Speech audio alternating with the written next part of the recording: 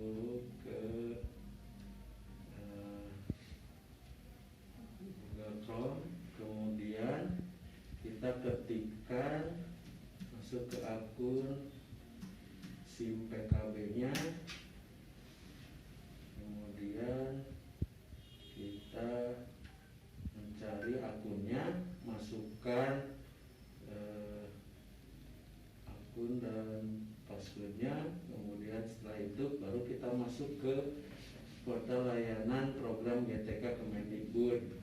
Nah, di sini ada guru belajar. Nah, di sini kita ikut, kemudian kita masuk guru belajar. Setelah itu kita ambil yang asesmen kompetensi minimum. Nah, seperti ini ya. Kemudian kita mendaftarkan diri dan menunggu jadwal yang diberikan. Dalam AKM ini kita diberitahu apa perbedaannya antara ujian nasional dengan asesmen kompetensi minimum. Kemudian juga yang ada di sini itu yang pertama ada survei karakter, kemudian survei lingkungan belajar dan kompetensi yang dibutuhkan oleh siswa, kompetensi literasi dan kompetensi numerasi. Kalau literasi berarti di setiap pelajaran itu siswa akan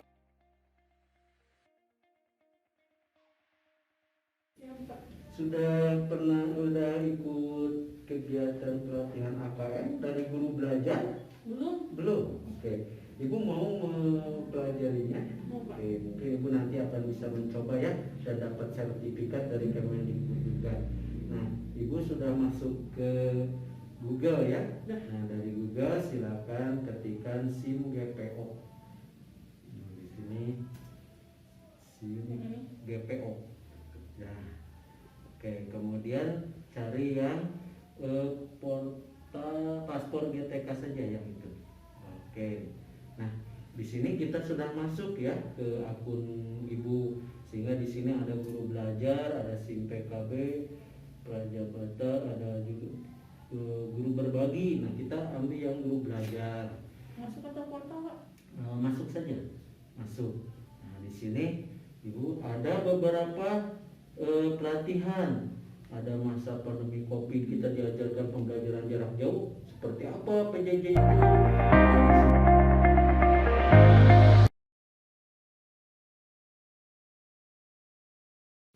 Selamat pagi Bu Irma. Apa kabarnya hari ini? Alhamdulillah baik Pak. Bu Irma sudah tahu kan bahwa kita tahun ini tidak ada UN ya? Dan sebagai gantinya maka kita itu seluruh sekolah itu akan diberlakukan asesmen kompetensi minimum. Nah, Bu Irma pernah mendengarnya belum? Pernah sih Pak. Pernah ya. Bu Irma pernah ikut ini apa pembelajaran yang melalui daring dari Kemendikbud belum? Belum ya. Boleh saya menjelaskan? Boleh. Yang pertama, Bu Irma punya akun belum? Belum ya. Nanti Bu Irma bisa mendaftar ya seri guru belajar itu dengan cara ini ya, mendaftar dulu ke GPO.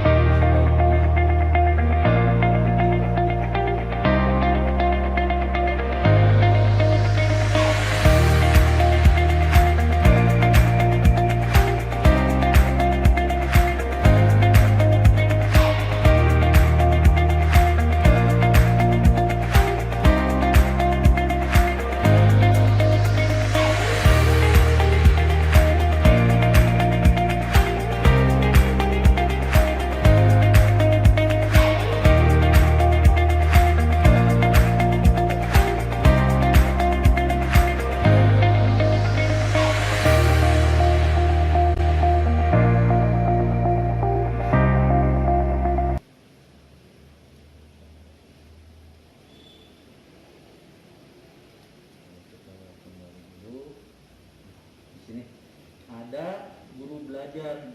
Jadi Ibu harus masuk dulu ke sini, harus daftar dulu. Di sini itu tempat para guru belajar tentang masa ada PJJ ya, bagaimana mengajar masa pandemi. Kemudian yang kedua juga ada diberitahukan tentang AKM ini, karena kita tidak ada UN. Bedanya udah tahu apa? Kalau UN biasanya dilaksanakannya di kelas berapa? Itu tahu? Kelas 9 ya. Tapi kalau ini kalau AKM itu bedanya tidak dijadikan sebagai kelulusan. Jadi yang akan dilakukan di dalam AKM itu, yang pertama akan diberikan penilaian kompetensi literasi. Siswa itu bukan, kalau di UN kan satu pelajaran harus menguasai ya, tapi di situ kemampuan literasi siswa itu di berbagai mata pelajaran. Jadi soalnya itu kalau misalkan siswa gagal menjawab dengan betul, berarti akan disesuaikan dengan kompetensinya, tidak disamakan kognitifnya ya. Kemudian yang kedua, tidak dilaksanakan di kelas 9. Yang kedua yang diberikan adalah kompetensi numerasi di kelas 8, sehingga nanti pihak sekolah bisa mendapatkan input data dari hasilnya. Hasilnya itu akan diberikan ke sekolah, bukan ke siswa. Nanti siswanya itu akan memperbaiki si kekurangannya apa gitu. Misalkan kompetensi numerasi itu berarti tahu ya, matematika ya, bilangan, tapi bukan tentang rumus gitu. Tapi si soal-soalnya itu nantinya itu aplikasi dari ini kehidupan sehari-hari. IPA juga sama, bukan jurusannya IPA ya. IPA itu misalkan soalnya itu tapi dari pelajaran bahasa Indonesia loh. Misalkan bahasa Indonesia itu ada dialog. Nah, tapi materinya IPA.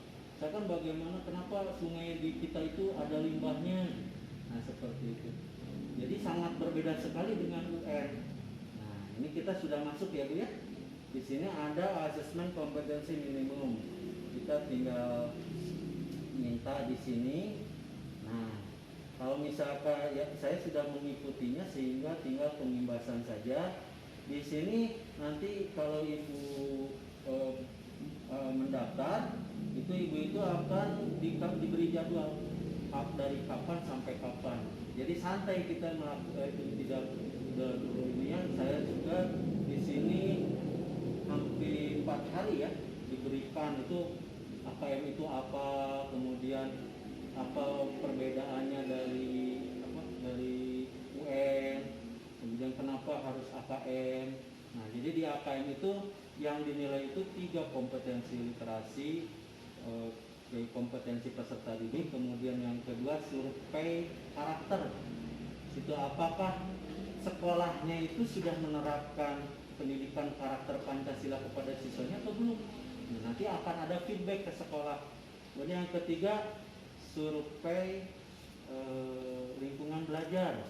Apakah di sekolahnya itu sudah bagus standar sarananya, atau juga sistem penilaiannya, sistem pembelajarannya. Nanti akan feedbacknya bukan kalau UN kan ke siswa ya, dapat nilai segitu lulus. Kalau ini diberikan lagi kepada sekolahnya, apa yang harus dilakukan oleh sekolahnya terhadap peserta didik kelas 8, sehingga nanti sekolah bisa memperbaiki kompetensi literasi, numerasi, dan pembelajaran Pancasila.